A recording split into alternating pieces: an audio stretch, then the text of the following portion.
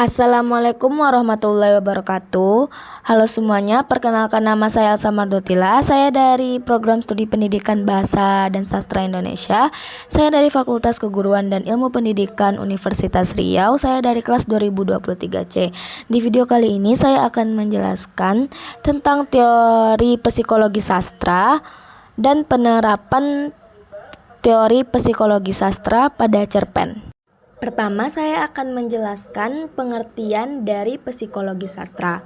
Menurut Enda Suara, psikologi sastra adalah kajian sastra yang memandang karya sebagai aktivitas kejiwaan.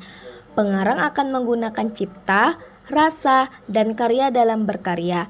Karya sastra yang dipandang sebagai fenomena psikologis akan menampilkan aspek-aspek kejiwaan melalui tokoh-tokoh jika kebetulan teks berupa drama maupun prosa. Menurut Sigmund Freud, manusia memiliki 3 struktur psikologis. Yang pertama, id, merupakan hal yang mendasari personalitas seseorang. Id dapat direpresentasikan sebagai kebutuhan dasar alamiah.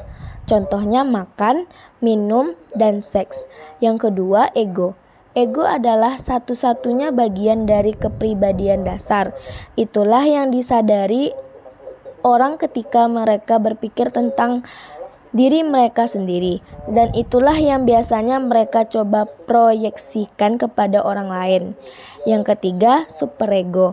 Superego adalah bagian dari ketidaksadaran yang merupakan suara hati nurani atau melakukan apa yang benar dan sumber kritik diri.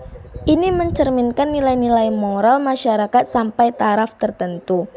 Seseorang terkadang sadar akan moralitas dan etikanya sendiri-sendiri, tetapi superego berisi sejumlah besar kode atau larangan yang dikeluarkan sebagian besar secara tidak sadar. Nah, selanjutnya saya akan mengkaji teori psikologi sastra pada cerpen yang berjudul Tamu karya Budi Dharma. Pada cerpen Tamu karya Budi Dharma ini menceritakan kehidupan sosial dari sudut pandang orang pertama, saya, yang berperan sebagai suami dari Tini.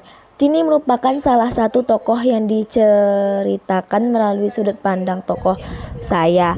Tini merupakan seorang wanita berpendidikan yang menikah dengan pria usianya yang lebih tua dari dia.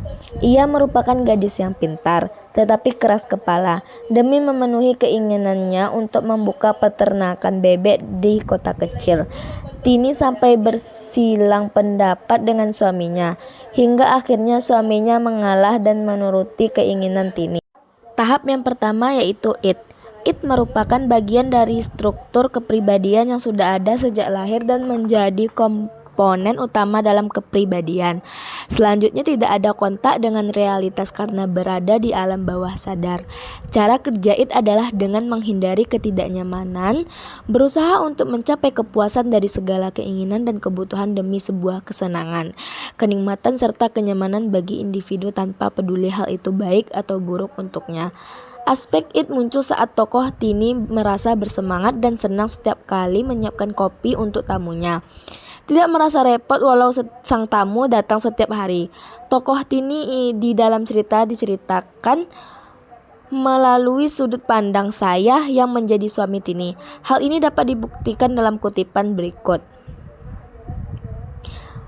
Dalam kutipan tersebut, terlihat aspek id pada jiwa Tini yang terlihat bersifat ramah dan siap selalu melakukan hal yang sama berulang kali karena keinginan dan kesenangannya saat melakukan kegiatan tersebut. Tindakan tersebut didorong oleh faktor internal yaitu perasaan Tini sendiri. Hal ini juga merupakan dorongan naluriah Tini sebagai seorang tuan rumah untuk melayani tamunya dengan baik seperti ungkapan bahwa tamu adalah raja. Yang kedua yaitu ego. Aspek ego timbul pada diri Tini ketika berusaha untuk memenuhi tuntutan dari id, namun dengan cara yang realistis dan bisa diterima oleh suaminya, yaitu saat Tini berhasil membujuk suaminya untuk menuruti keinginannya setelah mereka berselisih pendapat. Hal ini ditunjukkan dari ungkapan berikut. Dalam kutipan tersebut terlihat Tini yang dibicarakan oleh tokoh Saya adalah Tini.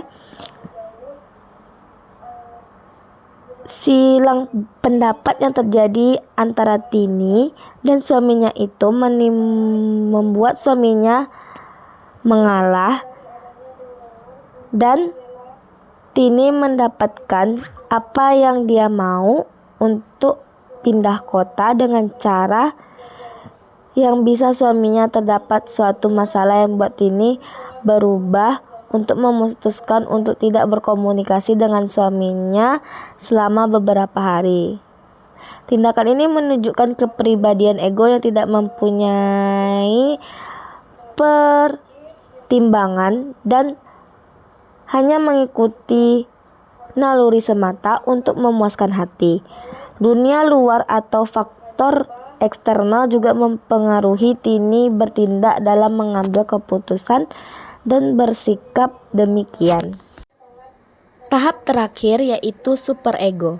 Superego pada tokoh Tini ditunjukkan pada kutipan narasi berikut.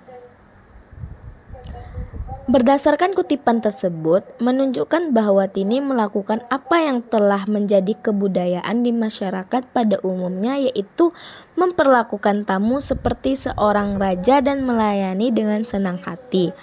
Hal ini sudah diajarkan secara turun-temurun dari orang tua terdahulu. Etika Tini dalam memperlakukan tamunya dapat dikatakan baik karena sesuai dengan kebudayaan yang sudah diterapkan sejak dahulu, sesuai dengan nilai-nilai dan standar moral dalam kehidupan bermasyarakat sosial.